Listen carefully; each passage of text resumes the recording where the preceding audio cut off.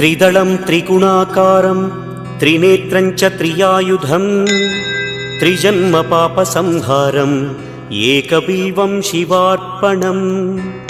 त्रिशाखैः बिल्वपत्रैश्च अच्छिद्रैः कोमलैः शुभैः तव पूजां करिष्यामि एकबिल्वं शिवार्पणम् कोटिकन्या महादानं तिलपर्वतकोटयः काञ्चनं शैलदानेन एकबिल्वं शिवार्पणम्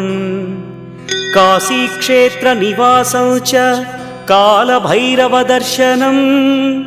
प्रयागे माधवं दृष्ट्वा एकबिल्वं शिवार्पणम्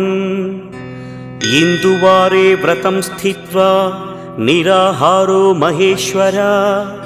नक्तं हौष्यामि देवेश एकबिल्वं